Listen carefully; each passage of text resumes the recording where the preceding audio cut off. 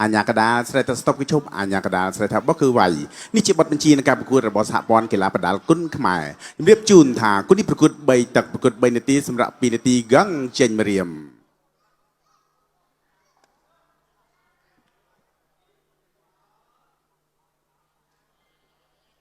បាទទឹកទី1កំពុងតែត្រៀមមកសម្រាប់ការប្រកួតគូពិសេសទី1បាទ Boost Strong King of the Ring គុណខ្មែរ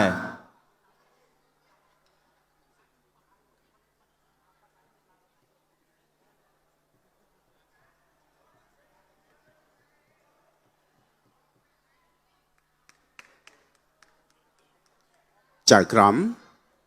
ត្រៀមប្រុងព្រៀបប្រកួត Boost Strong King of the Ring គុណខ្មែរគូពិសេសទី1ហ្គងចេញម្រាមទឹកទី1បាទគូទី1ទឹកទី1បង្គោលក្រហមបាទនីនរៈមហាគុំបង្គោលខៀវដែន G1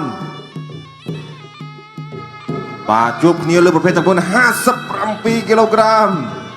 ចាប់ជើងទាត់អាចឆ្វេងបាទសេរីខាងក្រោមវិញ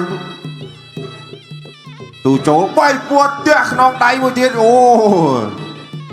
បាទពីនីនរៈមហាគុំស្ទុះចូលស្ដាំបាទចូលគុំទ្គាមួយទៀតអត់អី G1 ដូរក្តាប់ដៃចាក់ជង្គង់វាយស្ដាំសខាងលើអាយ៉ាបាទក្តៅទៅពីទឹកទី1ទៅតែម្ដង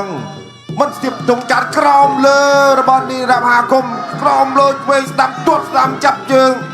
អូខាងក្រោមអត់ដួលអូយបាទនេះនរៈមហាគុំលេខធ្ងន់ប៉ុន្តែជីវ័នអាចទៅរឹងដែរបាទរឹងដែរ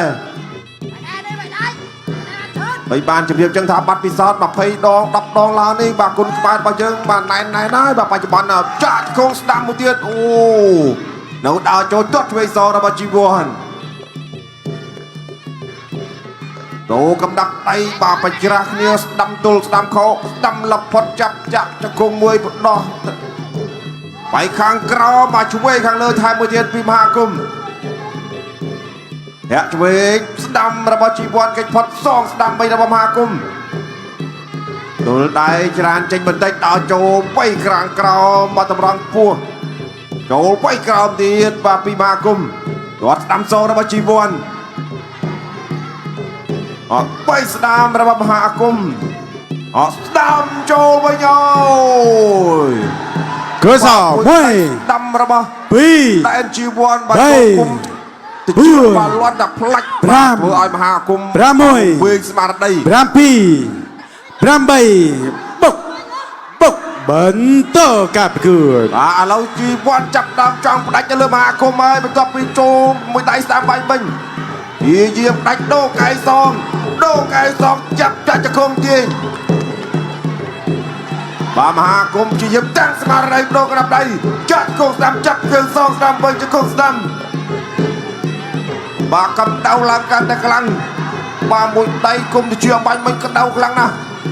ឥឡូវស្ទើរតែរៀបចំខ្លួនអត់ទាន់ទេចូលមួយដៃទៀតហើយគឺសបាទកាន់ឡើងដល់2ជាង20វិនាទីទៀត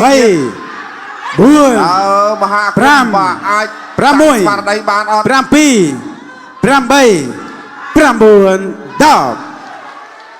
បាទមិនអាចបាទប្រមូលអារម្មណ៍បានវិញទេបាទកំដាប់ដៃរបស់ G1 បាទចូលធ្ងន់តាំងពីលើកទី1ប៉ុន្តែបាទមហាគុំគាត់ព្យាយាមតាំងស្មារតីបាទដូរបានមកប្រាវដែរបាទដូរបានមកប្រាវប៉ុន្តែចូលកន្លែងដដាលម្ដងទៀតបាទឃើញថាគាត់ព្យាយាមប្រមូលអារម្មណ៍បាទតាទឹកមុខរបស់គាត់ព្យាយាមបាទសម្លឹងមើលជុំវិញខ្លួនប៉ុន្តែបាទនេះចូលមកដៃនេះបាទគឺធ្ងន់តែម្ដង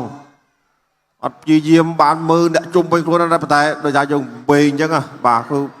បាទមិនងាយប្រមូលបានដល់វិញទេបាទ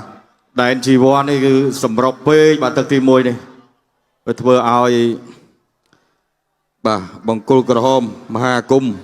នរៈមហាគុំគឺស៊ូមិនបានទេបាទប្រគូនេះចូលមកដើមទឹកគឺសម្រុកបាទបដូរគ្នាមែនតើបាទទោះបីសន្លប់លឿនក៏ជក់ចិត្តបាទទស្សនិកជនហូរកញ្ជ្រៀវគ្រប់ត្រមែនតើតែសង្ឃឹមថាគូនេះមានឱកាសអាចជួបគ្នាម្ដងទៀតល្អមើលបាទអាចជួបគ្នាល្អមើលបាទទៅបាទគឺ លេងធ្ងន់តាំងពីដើមទឹកទី1បាទមានស្ទាបទងច្រើនទេ អត់បាទ បាទប៉ុន្តែបាទគឺអាចថាបាទជីវ័នគាត់នឹងច្បាស់ជាងមកចូលម្ដាយទៅឲ្យមហាគុំគាត់បាទតាំងស្មារតីមិនបានរហូតវិនាទីចុងក្រោយនៅក្នុងទឹកទី1ទៅហើយបាទมันអាចបន្តការប្រកួតបានបាទដូច្នេះលទ្ធផលជាផ្លូវការបាទជូនទៅខាងគណៈកម្មការប្រកាសជូនបងប្អូនបាទ ការប្រកួតបានត្រឹមតែមួយទឹកប៉ុណ្ណោះជ័យជំនះបានទៅលើបង្គោលខៀវដែនជីវ័នផ្ដួលដៃគូបង្គោលក្រហមឲ្យសន្លប់នៅក្នុងទឹកទី1 បាទអបអរសាទរបង្គោលខៀវដែនជីវ័នបាទទទួលបានជ័យជំនះនៅក្នុងទឹកទី1 បាទ